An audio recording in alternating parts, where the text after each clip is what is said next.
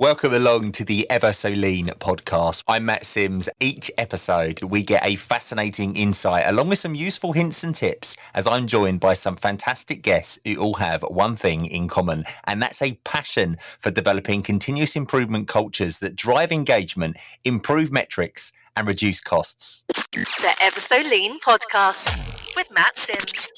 You know it makes sense.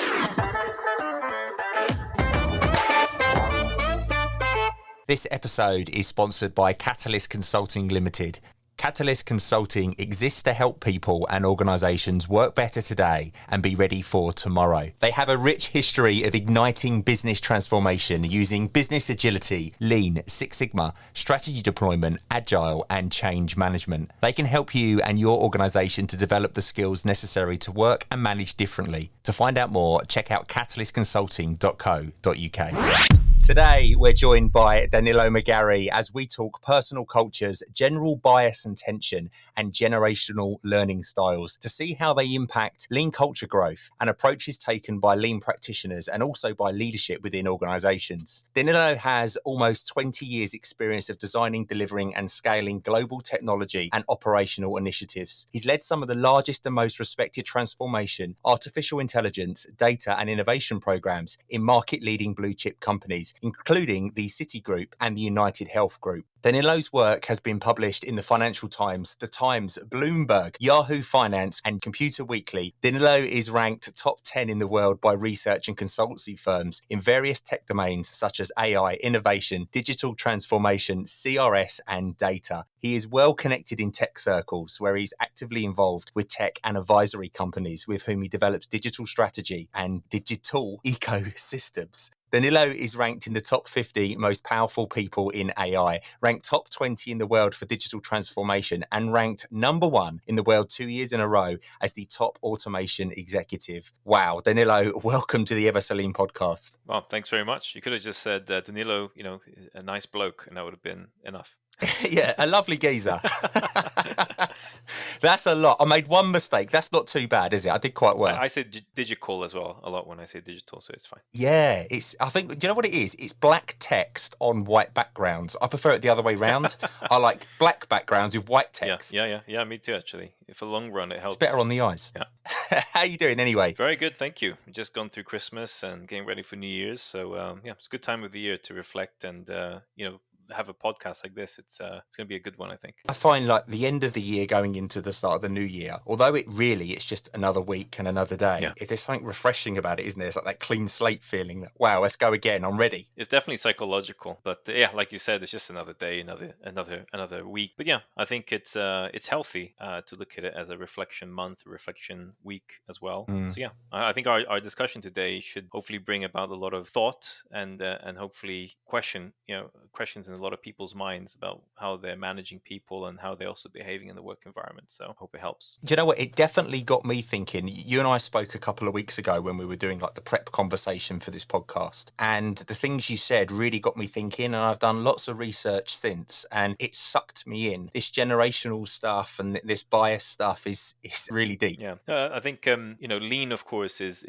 a concept that has been around for a long time, but it was kind of used more traditionally, of course, by Toyota, Lean Six Sigma. You also got Kaizen, Kaiban as well. A lot of it led out of Japan and kind of proliferated across the world and started in manufacturing and proliferated across different industries. But the bit that I find most interesting about lean itself and the concept of lean is how it's seen and how it's used by different generations. And then to layer a little bit of culture into there as well is how different people from different countries, from different generations will think about lean and use it in their day-to-day lives and at work as well. Because I think a lot of people don't understand, when you're a program manager or when you're a C-level and you want the company to be lean, I think they don't understand that a framework is not enough. You need to understand the cultural bias in your company, and you need to understand also the visions of generations in your company as well. So this is something I would be cool if we kind of talk a little bit about it, and hopefully by the end of this, people who are responsible for driving a lean culture can then think about it a little bit more dynamically and a little bit more holistically as well. And also people who themselves are trying to use lean, they can also reflect upon maybe why they're having a difficult time implementing it, or why is it a little bit easier for them versus other colleagues who have different cultural backgrounds and come from different generations. It's massively overlooked. I just think back on my experiences and looking through the lens that we're discussing now, I see it huge overlooks. So for those of you that aren't familiar with this sort of space, so generational theorists propose that people are deeply influenced in their thinking by events, experiences, and technology that were part of the world during their formative years, so in their upbringing. And people who were born during a certain era share common experiences when growing up. I talk about this a lot actually with my family. It's a really funny thing. When you're at school, you're put into age groups. So you're in year 1, 2, 3, 4, 5. You're with people of your own age. You do not mix with people who are in a different age group. When you get older, you don't go to work and they say, how old are you? And you go, oh, I'm 30. They go, right, the 30-year-olds are over there and the 25-year-olds are over here. You mix. And it's different, isn't it? Yeah, and I don't mean to stereotype people. This is one of the things you should definitely not do. But there seems to be a lot of correlation between people born between certain years, and that's why it makes it a little bit easier to kind of say, oh, are you a traditionalist, a baby boomer, a Generation X, a millennial, Generation Y, or Generation Z? But there are some people, of course, who are Generation Y that portray Generation X traits. But to help a discussion like this, I think it's good to have that, and also it's good as well for people who are in one of those categories. So let's say if somebody's in the millennials category, there are a lot of stigma against millennials, and they need to be also conscious of that when they're carrying themselves out at work, because if they do something that's traditional for a millennial, then of course people who are from different generations, like from boomers or Generation X, they're going to go, oh yeah,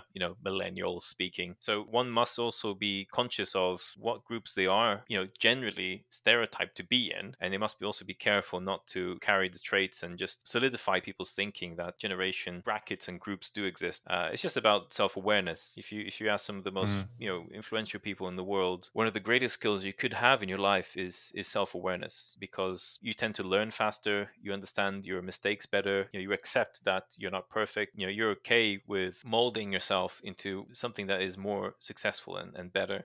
So self-awareness is one of those key things. So so again, whoever's listening, if they're upset that we're stereotyping anyone, it's just for the sake of this discussion, I guess. Yeah. But also it helps people when we're a bit more self-aware. It's like making a Yorkshire pudding. If you don't get all the ingredients right in there, your pudding's going to come out flat. You're not going to get the nice Yorkshire pudding that you're looking for.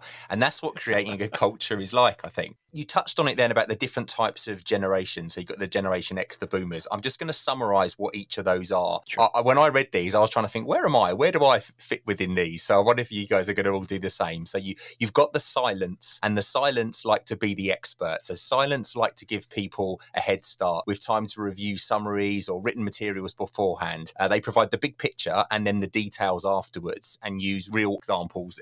They go easy on the funny anecdotes because they may detract from the progressive line of thought. Then you've got the boomers. Boomers are commonly friendly and coordinated. They use interaction and dialogue because as a generation, they've been known to have authority issues. So again, we're not typecasting. Don't take it personally. If you're a bloomer, that's a bloomer. A boomer. A bloomer's a bread.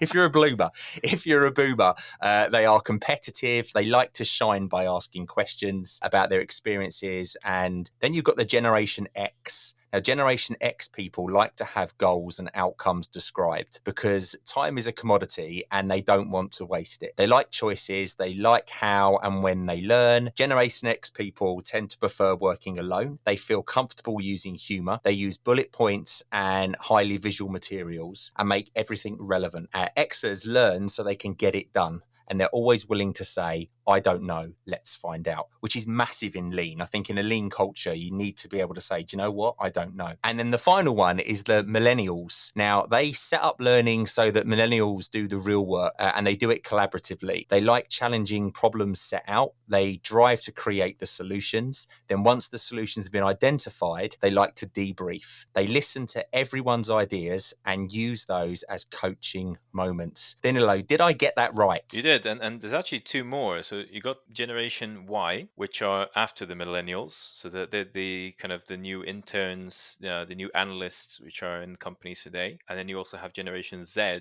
which are not yet in the workforce, but they will be coming into the workforce in the next couple of years. So roughly in the developed world, in US and UK and course, as other countries in the developed world, 27% of the workforce are Generation Y already. So Generation Y are definitely a good amount, right? A good quarter of the workforce today. Generation Millennial are the ones which are running companies today. They're the kind of the new management. And of course, you got Generation X, which are the current kind of C-level people, getting close to retirement soon. And you still have, of course, some boomers, which are running companies in their 60s plus. So in a large company, it's very normal to have 5 different generations working in a company. So all the way from boomers to Generation X, millennials, Generation Y, and then some Generation Z as well as interns. So that's why this is such a relevant topic. It's amazing. 5 generations working in a company is a pretty big thing they need to consider, right? I've got to ask the question that everybody's sitting there thinking, why did it start at X and what happens after Z?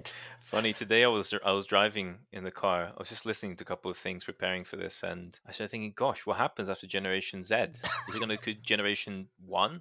2, or is it go back to ABC? Yeah, it's a funny one. Yeah. I'm sure there's context around it we don't know, but very interesting. It is. It's a super interesting subject. I've got to ask, which one are you then? Where do you fit in those categories? You see different people put different brackets of years for different categories, so it's hard to know, but I am in the Generation X to millennials bracket, and depending on different definitions, I'm a millennial. Depending on different definitions, I'm Generation X, so I'm right in the cusp of those two. It's funny because my son is 10 years old, and we're at that age now where he's talking about what he wants to be when he grows up. I was trying to explain to him, he was talking about all these different jobs, like a game creator. He wants to be a coder for games, and then he wanted to be a YouTuber because YouTubers are cool and they make money really easy apparently.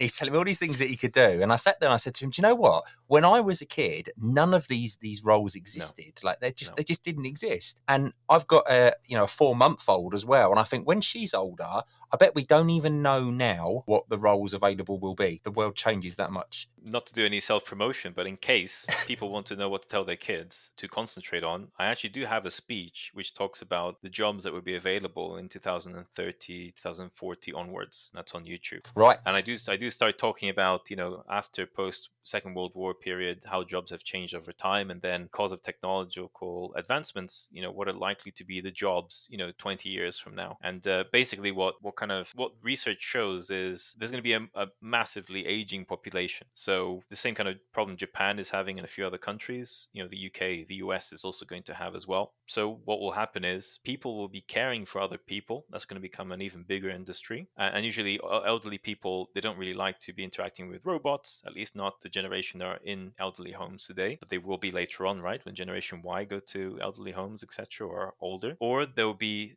such a massive uplift in innovation technology in the next 15 years, especially now with a recession coming, technology is going to become a center and point again to kind of help us come out of all of this, create new jobs, new industries. You've got 5G, you've got IoT, you've got a lot of things happening in the tech world, which is really booming now. So, fast forward 15 years from now, the jobs of the future are going to be essentially you are creating or working within AI, creating algorithms or in something to do with IoT or one of the high tech industries, or you're looking after people. And even those people looking after people are going to be using high tech as well. So these are the two categories essentially. And then there's going to be the bit in the middle, which is the more creative folks, right? Which is the creators, the content creators, people creating shows, YouTube channels, and all this kind of stuff. But they're going to be in a gray area because even they will be affected by technology as well. It's there are big industries today to do with digital versions of yourself. So there are famous people, actors, models who have digital perfect creations of themselves that allows them to be in multiple places at a time, right? To be in digital catwalks. Gucci, a number of big houses have started to use it. So again, even the creative people are going to be in the tech category. If you don't know tech really well, you can't do your creative work well. So in the end of the day, you're going to have two categories in 15, 20 years from now. It's going to be people in technology, really high tech type spaces like AI, or people looking after other people. It's incredible. You just made me think of something. Have you ever seen the movie Multiplicity? I have, but it's a while back. With Michael Keaton. Yeah. So Multiplicity, for those that haven't seen it, is Michael Keaton. He's like an executive in a company, and he realizes he haven't got enough time to spend with his family and to do the work around the house and to do everything. So he clones himself, and then the clone finds he hasn't got enough time, so the clone clones himself, and you get a copy of a copy of a copy. And as you copy of a copy, they're not quite as good as the previous version, and you end up with this clone running around in distant aspects of his life. It just made me think of that. It's madness. So. Yeah. There will be some people listening now that are new year, fresh start. They're going, right, I'm going to introduce a lean culture, continuous improvement in my organization. I've got a workforce of multiple different generations. So it's a large organization. I've got some that have just left college.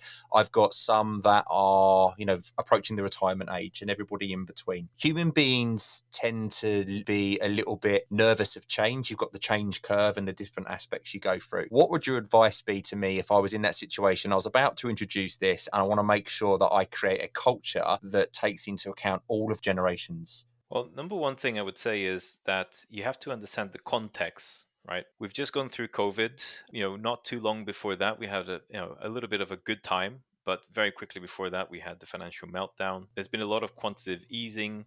Trillions of pounds, dollars, euros have been printed, and now kind of the whole monetary system isn't a big mess. A lot of countries owing money to a lot of other countries, and there is a recession looming, right? You see a lot of companies letting go of their workforce, especially tech companies, which usually are the first to get hurt during the start of a recession. So it's very relevant for people to start thinking about how to work in the most efficient way going into 2023, because as recessions start, one thing that tends to hit company is top line revenue starts to slow down. So in order for them to survive or to maintain a healthy EBITDA, they need to control their cost base. So when you look at lean is about doing things as efficiently as possible with the least amount of waste, with the least amount of errors. Doing things efficiently means doing things with less resources or doing more things with the same resources. So lean is really an enabler of that. It's a concept, it's a framework. You can use it in the nth degree to kind of every meaning, every sentence of the word and of the concept and of the frameworks, or you can use it as a guiding point. So context, first of all,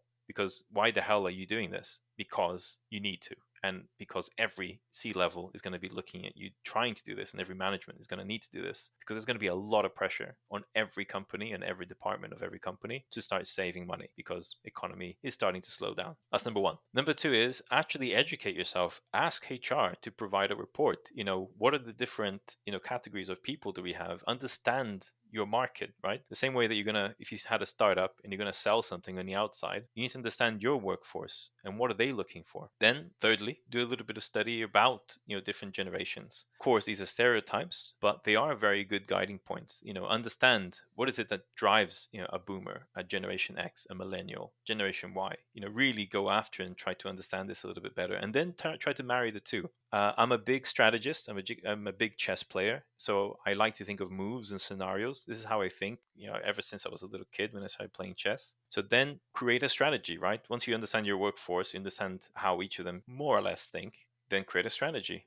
How are you going to approach these people? Are you going to kind of do a big bang, tell them about lean, and that's it? That's not going to be good enough. So I always had this concept of, carrot and stick. I think politicians use it quite a lot, unfortunately, but fortunately, good politicians use it. Everybody has a carrot. So if you think of yourself, on a donkey, right? You have a carrot that's dangling in front of the donkey. Donkeys love carrots. The donkey will always walk towards the carrot if you're dangling the right carrot in front of him. So it's a metaphor of, everybody cares about different things. And if you look at stereotypes as a guiding point for generations, then you can try to dangle the right carrot. So for instance, millennials, they have a massive sense of belonging. They need to understand that the mission of the company that they're in is aligned to what they want to do. And millennials have a very positive outlook on things. They want to change the world. They think they can conquer the world because the generations before them were quite successful, Generation X. So for them, you'd have to dangle the carrot of, look, the company needs you.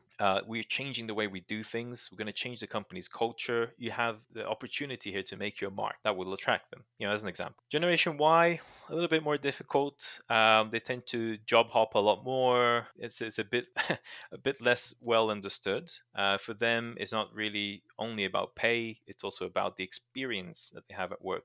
So, for instance, the carrot you have to dangle for them would be, look, you're going to have a better experience at work. There's going to be better technology deployed to you. These are people that grew up in their house full of technology, right? Tablets, computers, cell phones, smartphones. So for them, if you offered them a better working environment in terms of efficiency and tooling, better technology and more fun, better work-life experience, better work-life balance, then they will take that carrot. So you just got to strategize it in a way that you're dangling the right carrot for the right generation, and you disseminate it in that way. And then you have the right champions in place that represent each of those generations as well. I don't want to over confuse the workplace because it's already quite confusing with different departments and different, conflicts of interest. every company has a little bit of conflict of interest. Essentially, we're all people, right? And we're all working for money, and we're all working to try to have a best possible time we can. But that's no longer a good way to operate in terms of managing your workforce. You need to understand your workforce a little bit better than that in order to get more juice out of them, right? In order to get more performance out of them.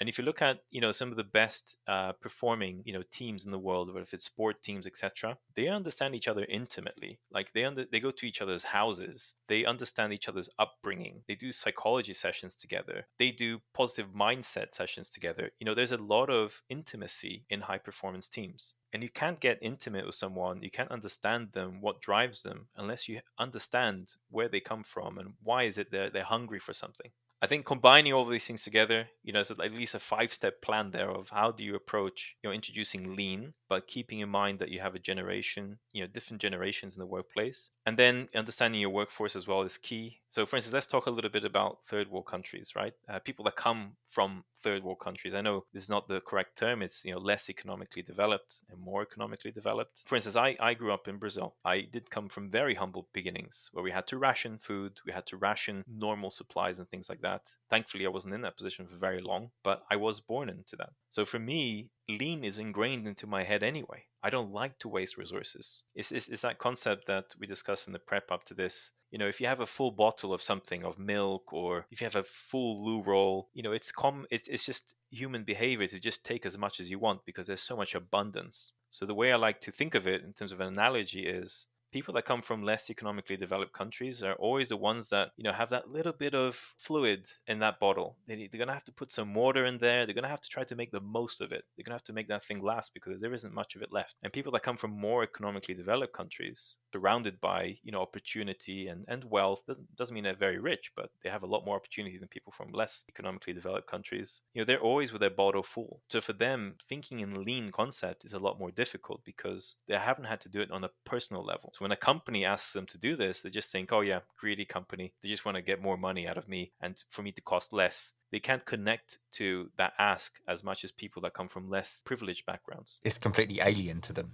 It's just totally new experience. Well, it is, but it's also a little bit of, it drives a little bit of confrontation. People sometimes, for very weird reasons, they tend to also, as much as they need the company that they work for, they also despise the company as well if it's very successful. So every time a company, who is successful asks their workforce, hey, I need you to do this because we need to become more efficient. We need to save money. There are some people in the workforce I have seen in different companies that they kind of resent that. They kind of go, oh yeah, greedy company. They just want me to produce more of less. But they don't fully understand that that company needs to be successful to pay their salaries, right?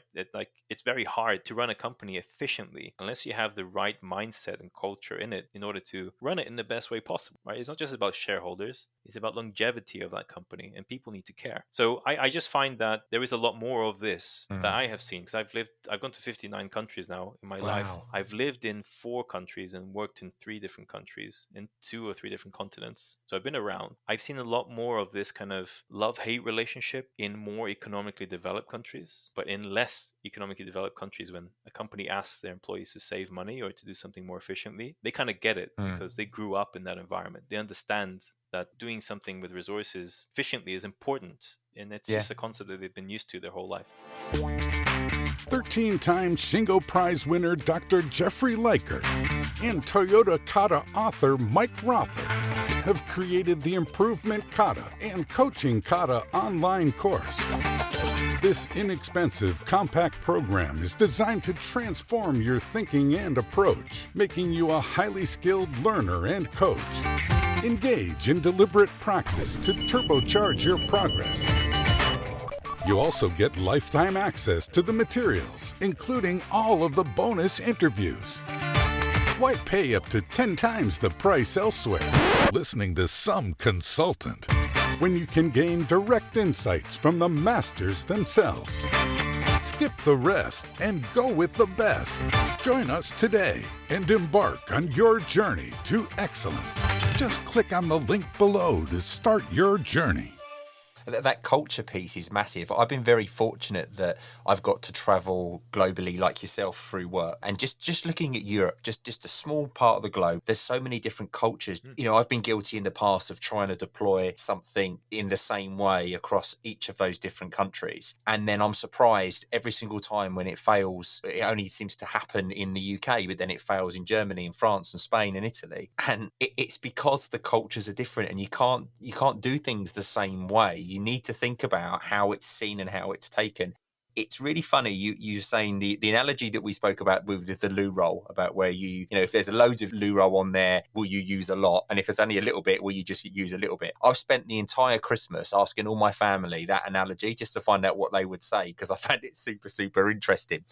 and I've found with my wife, so my wife had a bit of more of a difficult upbringing than what I did. And my wife will get the toothpaste, and she's even got a little device that rolls it when it gets down to the very last bit to squeeze the last little bit out, because she never had much money. Whereas me, I do it halfway. That one's gone. Chuck that away, and you do it. But you see, this is super important, and I think a lot of companies don't understand this. You see that upbringing, and it's not your fault. I mean, you were in a better upbringing. That's just the way it is. It's the way the chips fell, right? It's the way the cookie crumbled, whatever way you want to call it. But that makes a difference, right? Like it should be, in theory, harder for a person with a better upbringing to fully encapsulate and execute lean, because they just haven't had to do it from a necessity point of view. Of course, there are people who are they do it, and they do it anyway better than anybody else. But it's just a general guiding stick. It just mentally, in terms of a barrier, it's a harder thing to cross because you haven't had to do it from a necessity point of view. I find myself looking at people now, thinking about this when I'm looking at them. People are passing the street. I'm looking at them thinking,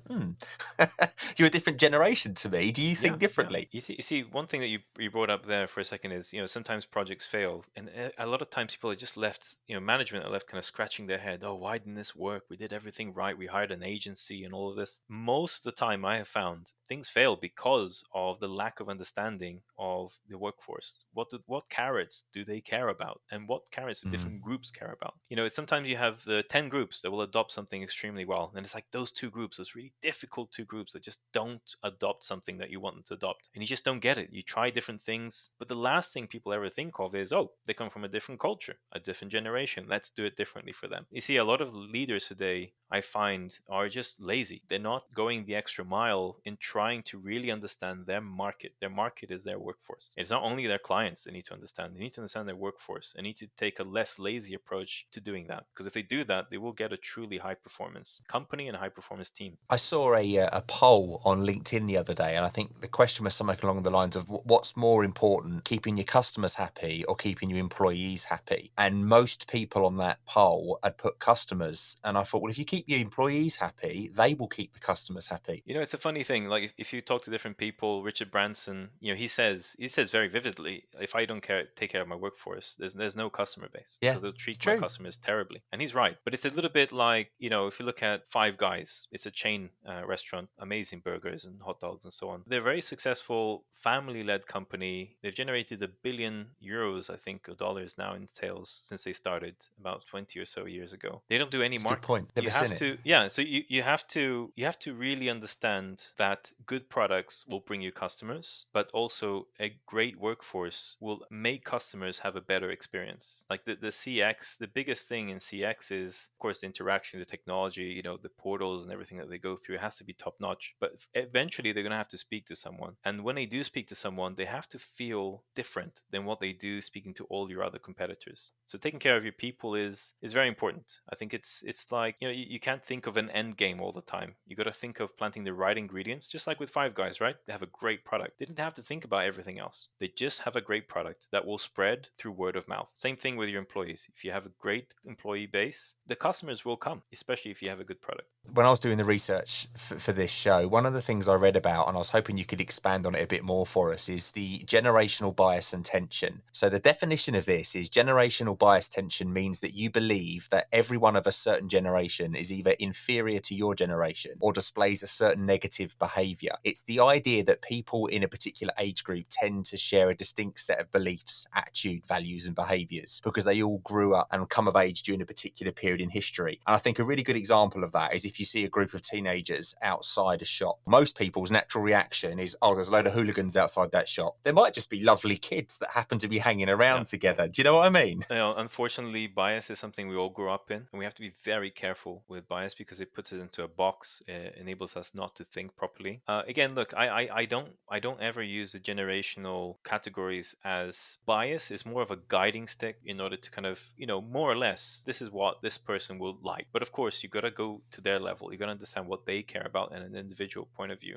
Generational bias is normal. It's a bit like tribal in any situation you have at work, at school, social surroundings. You're going to have tribes. You're going to have groups of people that stick together and they kind of fight the other groups or, they try to play this kind of competition, right? It's human nature. I have seen a lot of, millennials being very angry at Generation X and boomers because they're extremely dedicated to their work. People that came from after the Second World War, where if it didn't work, they wouldn't survive. These are people that were defined by their work, right? So if somebody came to you and kind of, asked about you, the first thing they would mention, usually boomers and Generation X, when you ask them something about them, the first thing they'll say is what they do for a living. It's actually quite interesting. And that's come out in research. It's not coming from me. So they are defined by their work. They are married to their work. Whereas Generation Y, they felt that neglect going up with their mothers and fathers who kind of be very dedicated to work, give them very little time because they're trying to provide, of course, it's for a good reason, but they don't want to do that to their kids. So, it's sometimes generational bias comes from life experience as well. It's not just from people pointing fingers at other people. It just comes from life experience. So it's something that we cannot get away from. It's something that just happened because of economic conditions, because of cultural conditions.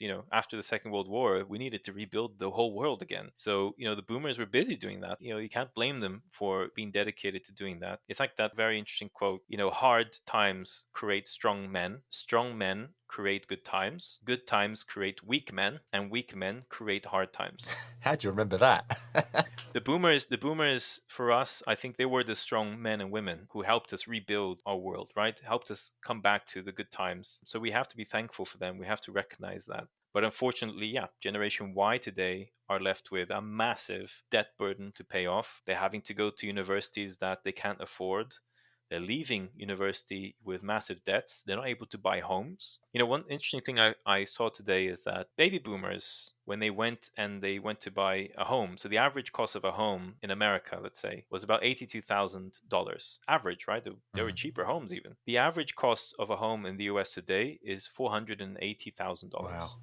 The interest rates were higher back in the kind of 70s and 80s, but they did go down to a good level. But for instance, it took a baby boomer roughly 5 years to buy their home. Generation Y is taking them an average of 30 years to buy their homes. Scary. So that kind of situation puts people under stress. People make fun of Generation Y for asking for pay rises constantly, but it's because they're under a massive debt burden, right? They're having to pay bigger debts than boomers were having to pay. So for instance, boomers could complain, oh yeah, Generation Y always asking me for pay rise, but they need to stop and think. These are different times to the 70s. These are different times. These people are under a lot more pressure. That's why, again, having a little bit more understanding about different generations is important, because you start to understand why a generation or a person coming from a certain period in time, regardless of whatever name tag you give them, you start to understand why they behave in a certain way. Why is this guy asking me for a pay rise every 6 months? Oh yeah, damn, because he came out of college with a much bigger debt than I did when I went to university, right? So we can blame each other all we like, but end of the day, I think the biggest commodity going into next year, hard times will come, is compassion, understanding, and cultural awareness, so that people who have interactions with other people who are leaders, are taking a step back and just really not being lazy about being leaders. They're actually thinking about, why are people asking me things? Why are people behaving in certain ways?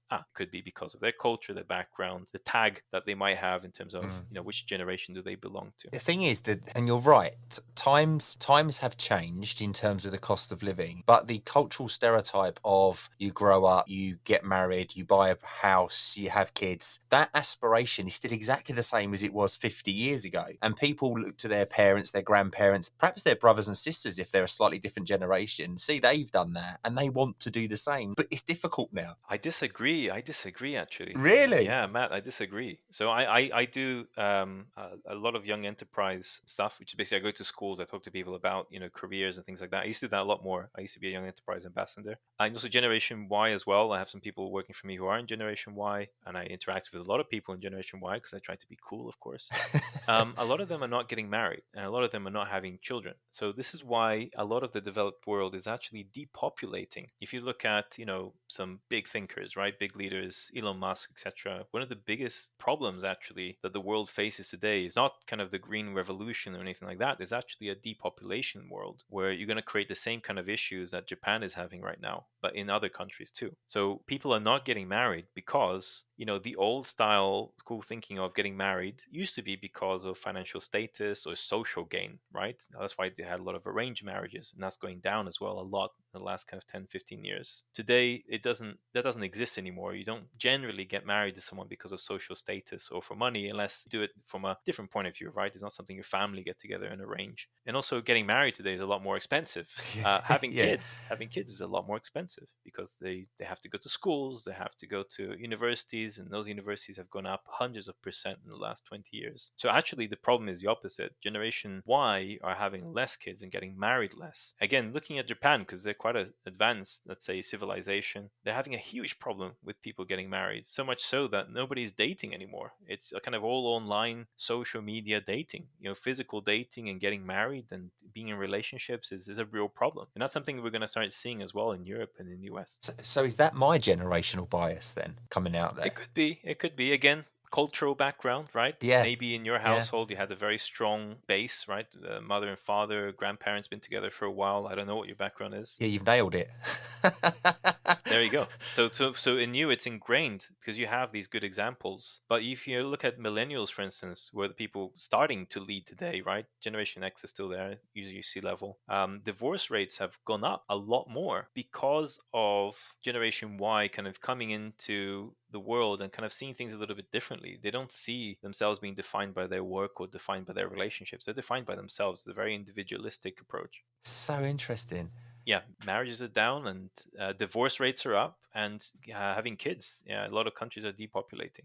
When you talk about my upbringing, I was very much brought up to believe that the boss tells you what to do and you do it. You don't answer back, you don't question it, you don't have any input into it, you just do as you're told. I went into the work world believing that. And, as I've gone through my career and I've become a leader of people, and I very much think now that outlook was very wrong. And I think the world has changed. And I think it's very much, empathy is probably the greatest skill set to have, I find, as a leader, is to understand your people and empathize with them. It's huge. Oh yeah, look at the upbringings, right? So I was brought up by a boomer, right? So very much so, you do what you're told, and that's it. No questions asked. You just get it done and do it quickly. And I have unfortunately carried some of those traits into the way I bring up my children. But these are Generation Z, and they're totally different. You have to explain why you're asking them to do something. They have a lot more education than we did when we were growing up. So it is different. You really must be careful.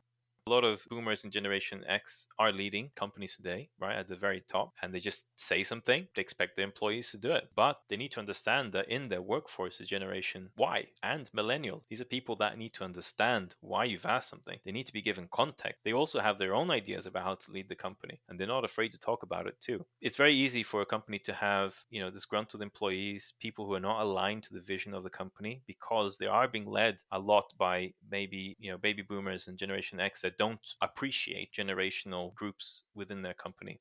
I'm bringing up this topic because I find it quite interesting personally, but I also want to help people as well who are in leadership. I think it's not so much about, if someone doesn't like where they work for whatever reason, because it's not kind of touching or dangling the right carrots for them. I mean, they can just leave and just go somewhere else. I mean, the world's not going to end. They might leave a negative review on Glassdoor or something, but that's, about as bad as it gets. But actually, it's a lot more and more important than that, right? If you multiply that one person by 5,000, 10,000 people, you have a lot of people who are kind of silently quitting, right? Silent quitting is a big trend that's been happening, throughout COVID and after. You have those people, the mass leavers, right? People who just quit and become DJs or a barista in Indonesia or somewhere else. If a company has a lot of people like that, it's very difficult for a company to achieve its full potential. So actually, this topic is not just about tagging people and things like that. It's really about, think about if a good quarter or half of your workforce is having issues connecting to the company values and to instigating lean, being responsible with resources and doing things properly, you're actually maybe not achieving a good amount of the potential you could as a company. So actually, lean and thinking about lean from different generational groups could give you a good 20, 30, 40, whatever the number is, percentage improvement over where you are today. And just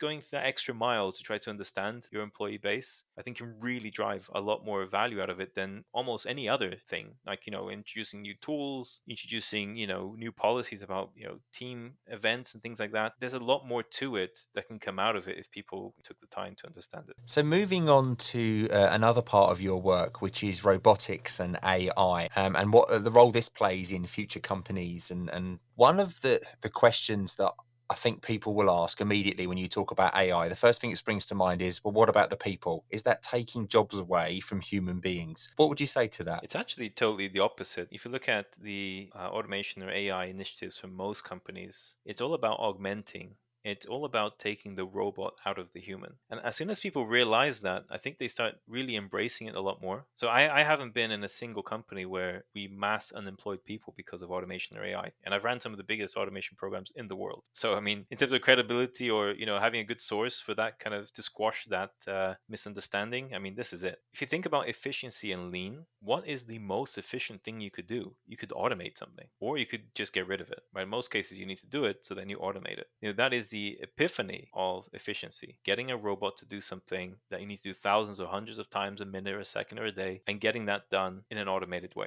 I went into robotics and AI because a lot of times I was struggling, right? Like, you can teach lean as much as possible to people, and people can be as efficient as possible, but at the end of the day, they're human. They're going to act up, they're going to do things a little bit different, they're going to mess up, they have to correct errors. But if you have a mature, stable, high frequency processes and tasks in the company, which every company has, you should automate those. One, it's to make the company more efficient. Two, it's to give a better work-life balance and better work experience for the employee. So that's really going to touch the hearts of the millennials and Generation Y, right? Who don't want to be doing boring copy and paste and reconciliation type tasks. Nobody wants to be doing that, but especially those groups. And then it's also about, driving a culture for the company, giving the culture of, okay, you need to be lean, but here are all the tools in the shed you need in order to keep your garden tidy. Automation is one of those. Automation today means a lot of things, a lot more things than it did 5-10 years ago. So it is a more complete tool set it is today. AI means a lot more things today than it did 5 years ago. But those are really the epiphany of efficiency. If you can get as much automation AI in a company for the right things, not for everything, not everything should be automated, not everything should have AI, then you are really going to go into that next level of lean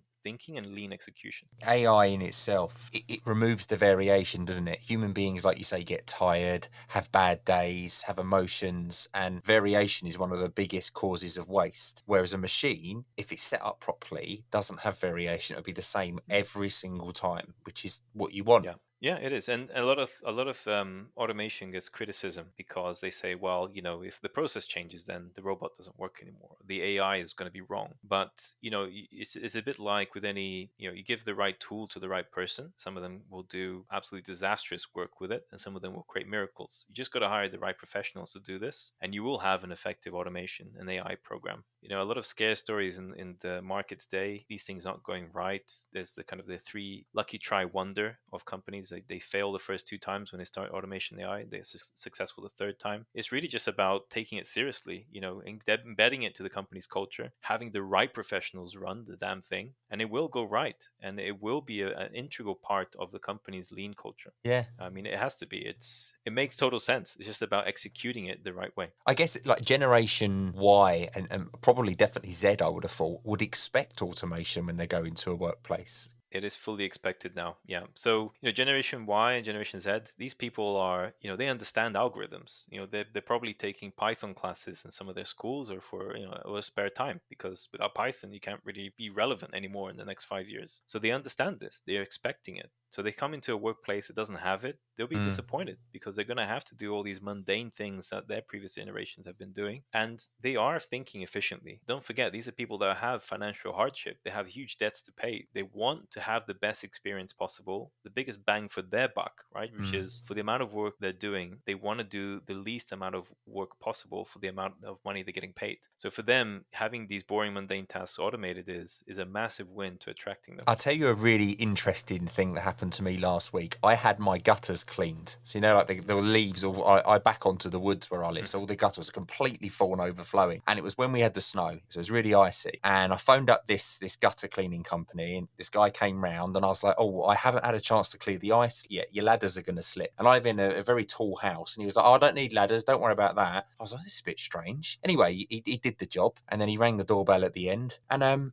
he goes, I'm all done. And he whips out his phone. And on his phone, he's got a video of all the inside of all my gutters. So he's got this long rod and he holds it and it videos the gutters and it hoovers all the leaves out. No chucking them on the floor like what I used to do. Hoovers it all up, shows me the video. And then I'm like, oh, that's really good. That's great. Thank you. And he shows me the entire house. Then he clicks that I'm happy with it on the smiley face and it pops up for my signature. This is all on his mobile. I then sign it and then straight away it pings me through a copy of the invoice. Absolutely incredible. And it just goes to show that's automation, isn't it, really? And it's happening in something like that, which is typically a manual job. It is. I mean, that's a great example of lean use of technology and in massively improving the customer experience, but also the employee experience too, because he's not having to climb ladders, put himself in harm's way.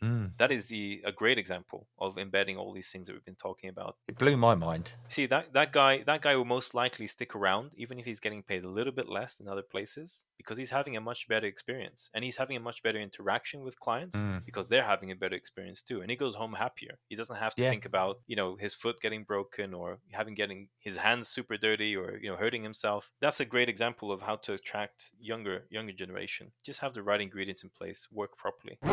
Right, we're going to have some fun now. I've got a little game that I thought we could play. There's no standard. There's no automation here. It's me pressing the buttons, so it could go wrong. So this is called the yes-no game. There's 60 seconds. I'm going to fire you some questions. Now, you need to answer those questions, but you cannot say yes or no. Oh, dear. So you need to think of different ways of answering. It sounds really easy. I've been doing some practicing, and I haven't lasted more than 15 seconds. It's actually harder than it sounds. Make sense? Yeah, go for it. So you cannot say yes or no. So you will have 60 seconds. I'm going to fire you as many questions as possible. Don't say yes or no. Your name is Danilo, is that correct? Some people say so.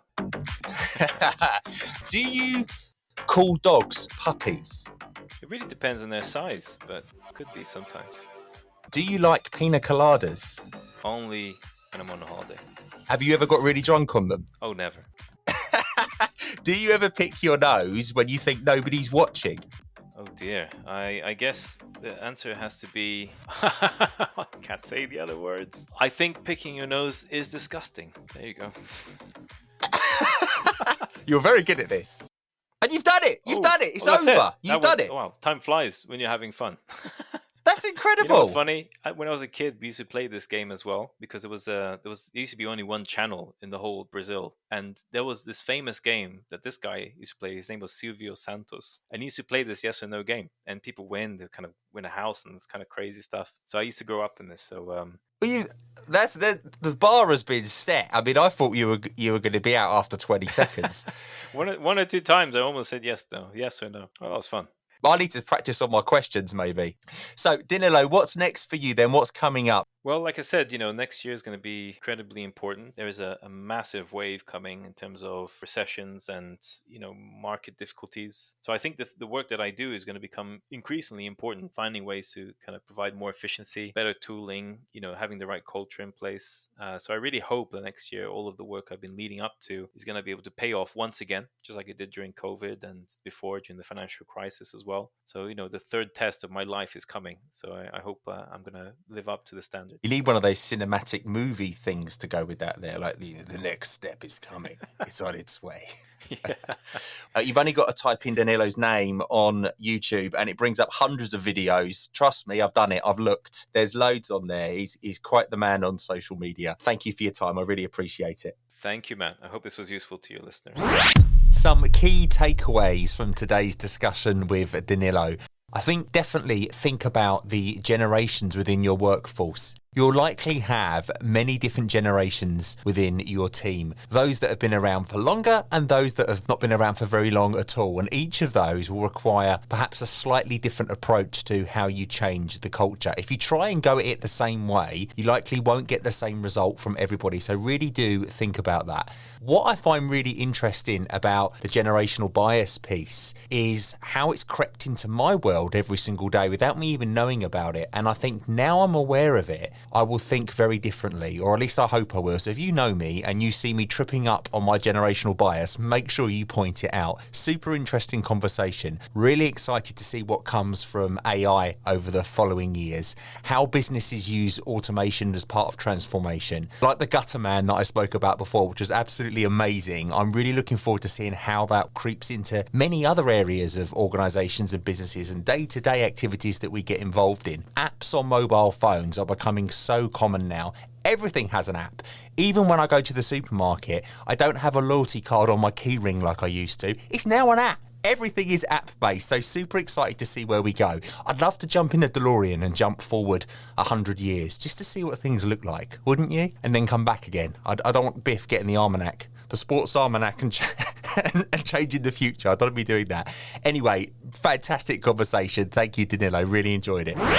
That brings us to an end of this episode of the Ever Celine podcast. Thanks so much to Danilo for joining us today to talk to us about generational bias, the importance of engagement with our workforce, understanding your employee base, which is massive. If you don't understand your people, how can you expect to create a culture and deliver the benefits and the vision that you have for your organization? His work in artificial intelligence is absolutely brilliant. It doesn't mean less jobs. The man said it himself. So if you missed that bit, wind back and listen to that bit again because it's massive. If you like the sound of today's show and you would like to hear more, please subscribe and follow the Ever Celine podcast at everceline.com, where you will also find episodes that you might have missed. Also, if you're on the socials, search for the Ever Celine podcast, give us a follow and let me know about your lean efforts. I would love to hear them. Thanks so much, and I'll see you on the next episode. And don't forget, Ever Celine, you know it makes sense.